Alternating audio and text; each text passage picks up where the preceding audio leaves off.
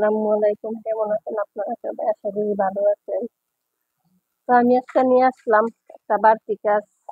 সংসারের অনেক কাজ কিছু করতে হয়, রান্না বান্না, বাচ্চা কাচ্চা সামলানো। তো সকাল ঘুমের থেকে উঠা নাস্তা পানি রান্না করে খাওয়া দাওয়া করে দুপুরে রান্না বান্না করলাম। দুপুরে রান্না বান্না শেষ করে খাওয়ায় দাওয়ায় বাচ্চাদেরকে প্রাইভেট পড়া পাঠাইয়ে ছোট বাচ্চাকে ঘুম পাড়িয়ে, তো আমার শাশুড়ি হাতে মরিচ কিনে আনাইছিলাম 5 কেজি শুকনা মরিচ। তো মরিচ গুলা কষ্টের ব্যাপার কি জানেন, এই মরিচ গুলা যেদিনই ছাদের মধ্যে শুকাইতে দেই সেদিনই বৃষ্টি নামে।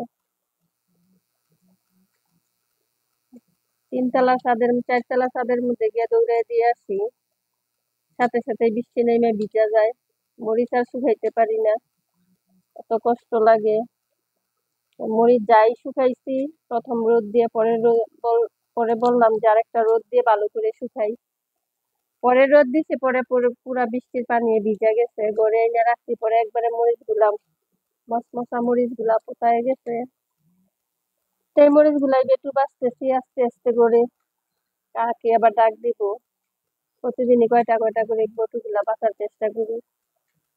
তো আজকেও নিলাম 1 কুলা মরিচ নিলাম, একা একা বাঁচতে থাকি আর আপনাদের সাথে কিছু কথা বলতে থাকি।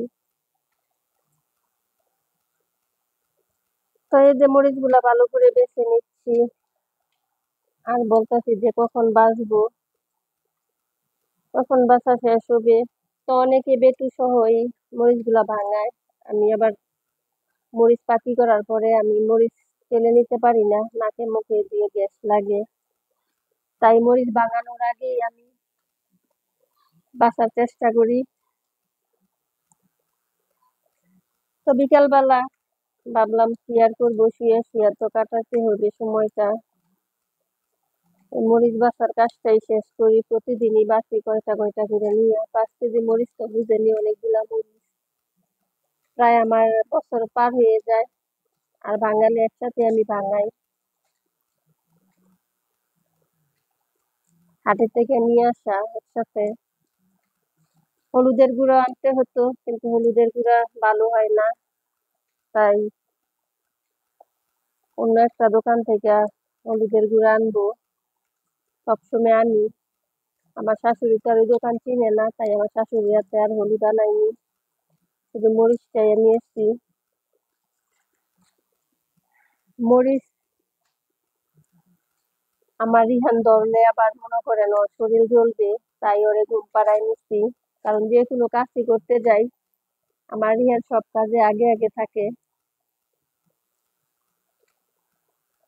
তাই রিহানরে ঘুম পাড়িয়ে ধীরে সুস্থে এই মরিচটা আমি নিলাম বাছাবাছি করার জন্য।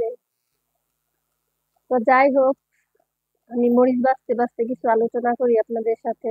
আপনারা অনেকে আমার কাছে কমেন্ট দিয়েছেন, কেউ কেউ মোয়ার ভিডিও চাইছেন, কেউ রমনা পার্কে ঘোরার ভিডিও চাইছেন, কেউ খাওয়া দাওয়ার ভিডিও চাইছেন।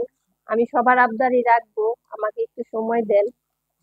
বাচ্চা কাচ্চা নিয়ে আমার সংসার সামাল দিতে হয়, সময় করে বেরোতে হয়, তাই আমাকে একটু সময় দেন। আমি সব ইচ্ছে পূর্ণ করবো, আপনাদের সব সব সবার সব ইচ্ছে পূর্ণ করবো।